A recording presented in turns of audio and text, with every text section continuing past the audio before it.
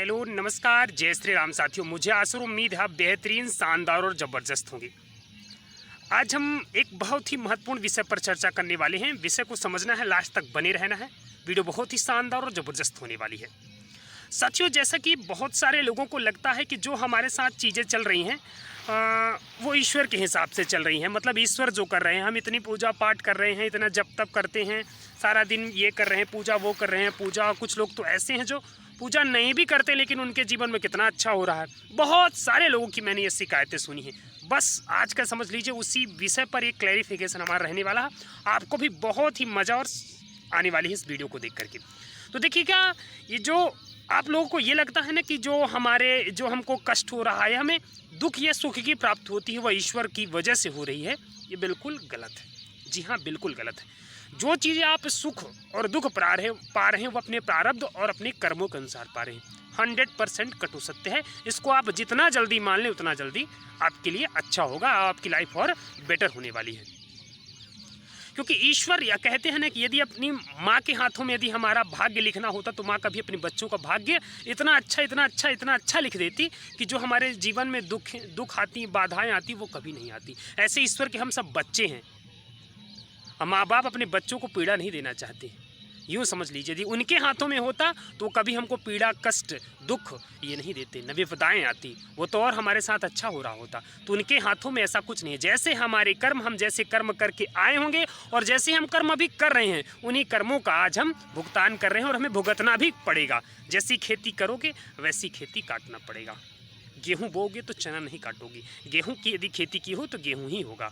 बस इस बात को जितना जल्दी अपने दिमाग में फीड कर लेंगे उतना ही अच्छा जीवन हो जाएगा। तो ईश्वर से शिकायत करना छोड़ दीजिए। ईश्वर के हाथों में कुछ नहीं। हाँ, ईश्वर के करने से आप जितनी भी पूजा भक्ति पूजा पाठ कर रहे हैं उससे आपके जीवन में और सरलताएँ आती हैं, बाधाएँ और ऐसा मतलब कि वो काम करने में ना आसानी होती है। जैसे मान लीजिए कि मैं बोलूँ कि आपको मान लो रनिंग कर रही हैं, तो यदि आप अच्छी डाइट लेंगे, अच्छा सा बढ़िया सा खान पान रखेंगे तो थोड़ा सा रनिंग और अच्छे से बेटर कर पाएंगे। यस है नो? बस यही चीज़ें हैं। बस ईश्वर का बस इतना ही इसी तरह से रोल है।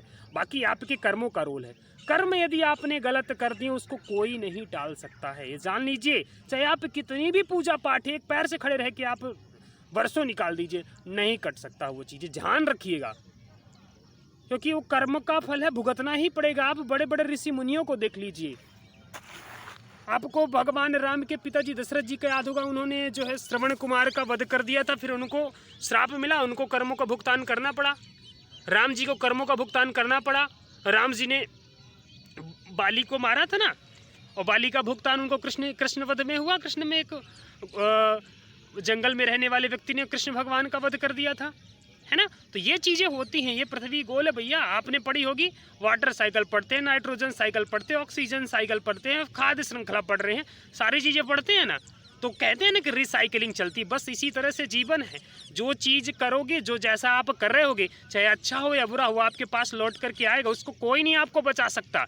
उसमें आप ईश्वर को नहीं जोड़िए, न ईश्वर से शिकायत करिए कि ईश्वर ने हमारे साथ ये कर दिया, ईश्वर हमारे साथ ऐसा कर दिया। ईश्वर का कोई रोल नहीं होता। जैसा आपको लग रहा होगा कि वो इतनी सारी चीज़ें गलत कर रहे हैं, उनके साथ गलत क्यों नहीं होता है, वो अच्छे हो रहे हैं। भैया गलत तो होगा। हाँ, कुछ चीज़ों का ये होता है कि कर्मों का आप लोग को थोड़ा सा समझ में नहीं आती ना। भगवान का जो थोड़ा सा कष्ट देने का कार्य होता है, थोड़ा सा अलग तरीका, उसको समझ पाना थोड़ी हमारे इंसानों का बस का नहीं। आपको लोगों को लगता है कि तुरंत चीज़ें कहें उनको नहीं मिल रही है, चीज़ें कहीं से उनके साथ भी वो चीज़ें पीड़ा चल रही होती, लेकिन महसूस नहीं करते। बहुत सारे लोगों को आपने देख रहा होगा कि लाखों करोड़ों में गलत तरीके से कमा रहे हैं, वही लाखों करोड़ों साइड से उनके निकल भी रहे हैं। लोगों को बस समझ में नहीं आता। इतनी भीड़ भाड़ में लोग फंसे हुए हैं आज के जीवन में, समझ में नहीं आता कि हम गलत चीज़ें क्या कर रहे हैं, क्या हमारे साथ हो रहा है, बिल्कुल भी समझ में नहीं आता।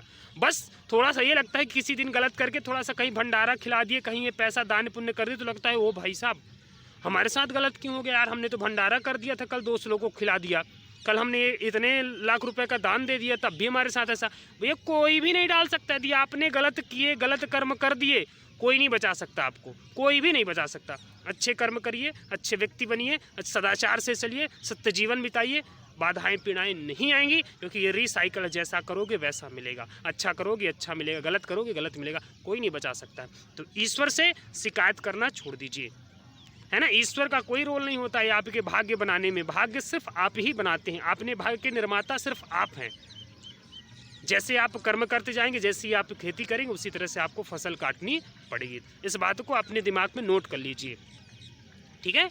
समझ के चलिए कि किस तरह से हमें जीवन बिताना है अच्छे तरीके से। यदि आप सही तरीके से चलेंगे ना, पॉजिटिव टाइप के व्यक्ति बनेंगे ना, सारी चीज़ें आपके साथ होंगी। नहीं हो गए, मैं कह रहा कि आपको पूर्व जन्म का नहीं मालूम कि आपने क्या किया है, लेकिन आपको इस जन्म में तब सारी चीज़ें मालूम है ना कि मेरे साथ क्या हो रही हैं। तो अब क्यों गलत कर रहे हो भाई साहब?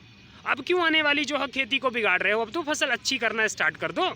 मान लीजिए हमने पहले क्या खेती की, क्या कर रहे थे, अब तो पता हो गया ना कि इस भूमि में क्या होने वाला है। इस भूमि की मतलब अब तो सारी चीज़ें पता है ना कि क्या केमिकल डालें, क्या चीज़ें करें, क्या यूज करें, कैसे पैदावार हो। तो बस पैदावार बढ़ाइए। आज क्या खेती करने की आवश्यकता है, क्या क्लाइमेट कर रहा है, क्या मौसम कह रहा है, उस हिसाब से आज खेती करिए। यदि अच्छा आपको जीवन जीना है तो बस इसी तरह से। मान लीजिए आपको नहीं पता है कि हम आपको क्या करके आए पुराने जीवन में, आज उसी का भुगतान हमारे साथ हो रहा है। तो आने वाले जीवन को क्यों बिगाड़ें? पहले का तो बिगड़ा ही हुआ है, फिर आज भी हम बिगाड़े ले रहे हैं उसको अच्छा बनाने के लिए। तो ऐसा नहीं करना। जो चीज़ें हो गई उनको छोड़ दीजिए, वर्तमान को अब अच्छा सा स्टार्ट कर दीजिए अच्छे तरीके से। गलत नहीं करना है, सही राह पर चलना, अच्छे कर्मों का निर्माण करना है। अच्छा ही होगा, 100% अच्छा होगा। समय लगता है, समय लगेगा, लेकिन एक दिन अच्छा आएगा यदि आप सही तरीके से सत्य तरीके से चलेंगे, सत्य की राह पर चलेंगे। सत्य की राह कठिन है ना, सत्य की राह कठिन हो सकती हैं, असफलताएं आ सकती हैं, लेकिन सफल आप जरूर एक न एक दिन होंगे। सफलताएं आपको जरूर मिलेंगी। रुकावटें आती हैं, बाधाएं आती हैं, लेकिन आप सही तरीके के, सही मायने के यदि व्यक्ति होंगे, निखर के आप जरूर आएंगे। ये बात मान लीजिए। हर व्यक्ति जिसको बनने में वक्त लग रहा है ना, समझ लीजिए बहुत ही खतरनाक तरीके से निकल के आता है वो। जितना वक्त लगता है, क्योंकि देखिए ना, बहुत सारे जो मिनरल्स होते हैं जल्दी निकल आते हैं, लेकिन हीरा कितनी मुश्किलों के बाद निकलता है। लेकिन जब निकलता देखते हो ना, कितनी ज़्यादा कीमत, सबसे ज़्यादा यदि किसी की कीमत है आभूषणों में, तो हीरे की कीमत है। बस इसी तरह से यदि आपको तपाया जा रहा, आप यदि तप रहे हैं, तो दोषी किसी को नहीं ठहराना, लगे रहिए, लगे रहना ज़बरदस्त तरीके से। जिस दिन निकल के आएंगे ना, ऐसी चमक आएगी, ऐसी वैल्यू बढ़ेगी ना कि कुछ ना कहिए। बस इसी तरीके से लगे रहना, सत्य तरीके से, सत्य की राह पर चलना है। सत्य बिल्कुल करेंगे, कर्म अच्छा करेंगे, अच्छा ही हमारे साथ होगा। किसी से कोई शिकायत नहीं रखेंगे। क्या हुआ ना, अपने माँ बाप से ना ईश्वर से। मेरी पिछली वीडियो आपने देखी होगी, यही शिकायत के बेस्ट पर थी। किसी से नहीं करना है। ये जीवन हमारे हाथों में है, हम ही इस जीवन के निर्माता हैं। हम आप अपना जीवन जिस तरीके से बना ले, हमें कैसे अपने जीवन को बनाना है वो हमारे ऊपर निर्भर है। वीडियो यदि अच्छी लगी हो तो कमेंट बॉक्स में अपनी राय ज़रूर दीजिएगा, और चैनल को सब्सक्राइब भी कर लीजिएगा। इसी तरह से वीडियो आती रहेंगी। Thanks for watching this video. जय श्री राम।